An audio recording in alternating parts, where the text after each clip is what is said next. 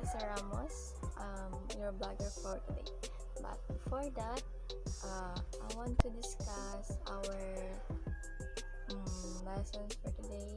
So it is all about the Philippine Constitution. So before that, to tackle the Philippine Constitution, let us know what is Constitution. So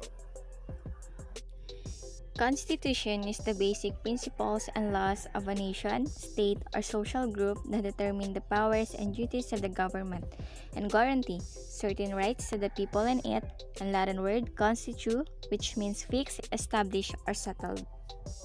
So, yun na nga guys, ang Constitution. Sa madaling salita, ang Constitution ay isang saligang batas. So, I choose this 3 Constitution kasi ito yung parang mas kilala dito sa Pilipinas. So, the first one is the 1935 Commonwealth Constitution, and the next one is the 1973 Constitutional Authoritarianism, and the last one is the 1987 Freedom of Constitution. So let us first know the 1935 Commonwealth Constitution. So 1935, the Commonwealth Constitution.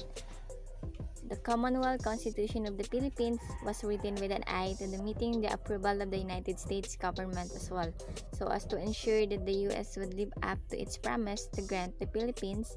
So in 1934, a new bill was enacted by the Congress and signed by the American President Franklin Roosevelt. So ang batas na ito ay tiding smack dab at noong March 24, 1934, nakasaad dito na paggawad ng kasalinlan sa loob ng isang taon. So, the first thing required for the new Commonwealth government is that ang pagbuo ng saligang batas o ang bagong konstitusyon na siyang magiging sandigan ng isang independent nation. So, noong July 30, 1934, isang pagpupulong ang naganap sa pagbabalangkas ng bagong deliberasyon ng isang saligang batas. At ito ay naaprobohan noong February 5, 1935. So, the Commonwealth government was inaugurated on the morning of November 15. So, mahigit 300,000 na tao daw ang dumalo sa pagpupulong at sumulong ang mga gobyerno ng isang masusing pagbuo ng mga pulisya at paghahanda na rin sa kasalinlang politika. Let me say this preamble of Commonwealth Constitution. The Filipino people imploring the aid of divine providence in order to establish a government that shall embody their ideals, conserve and develop the patrimony of the nation, promote the general welfare, and secure to themselves and their posterity of the blessings of independence under a regime of justice, liberty, and democracy, do ordain and promulgate this Constitution. So, that's the 1935 Constitution. So, next is ang the 1973 Constitutional Authoritarianism. So, this is this guys. 1973 Constitutional Authoritarianism. President Ferdinand Marcos declared martial law on 1972 just before he lost term. So, and then he manipulated an ongoing constitutional convention and caused the drafting of a new constitution, the Constitutional Authoritarianism on 1973, which allowed him to rule by order until 1978, when the presidential system of the 1935 Constitution replaced with a parliamentary one. So, ano nga ba ang parliamentary? Ito ay tinatawag na isang fusion of powers between the executive and the legislative branches. So, it will be serves to facilitate the exercise and coordination of governmental powers, and also the function to formulate desired policies and implement programs of government. So, may mga features akong babanggitin about 1973 Constitution. So, yung una is the presidential and the parliamentary of government. So, noong si Ferdinand Marcos is as authoritarian nature yet democratic in practice, nandito yung part ng parliamentary government, which is mag-i-establish ng Prime Minister and the President, and both of them was elected by the National Assembly.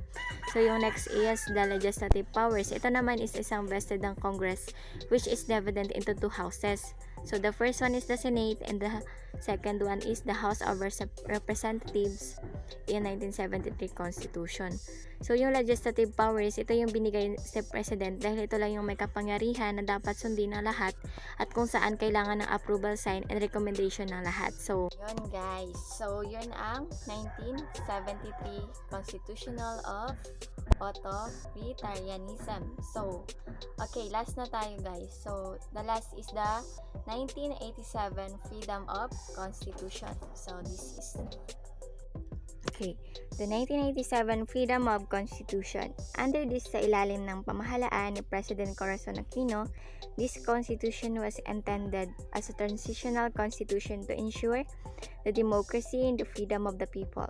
So the Freedom Constitution provided for an orderly transfer of power, while the Constitution provided for 3 governmental branches. So this is the executive, legislative, and the judicial branches.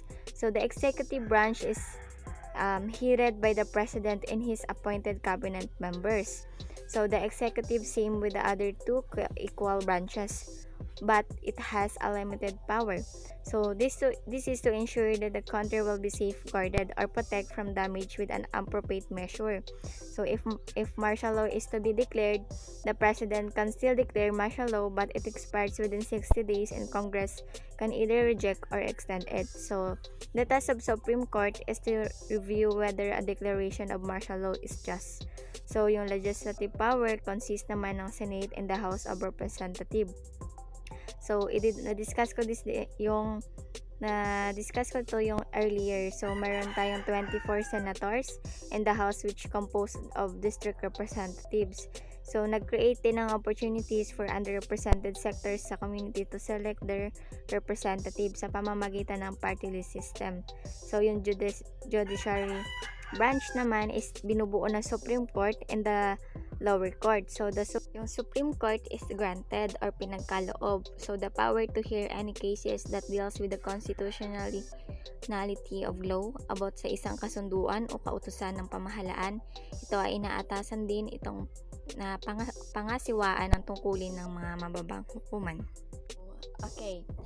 Yun yung mga Philippine Constitution guys. I hope na may natutunan kayo and meron din ako mga nasabi doon na branch of government. So, I hope na naintindihan nyo yung mga constitution natin dito sa Pilipinas. So, again, I am Esther Ramos, your blogger for today. Thank you for watching.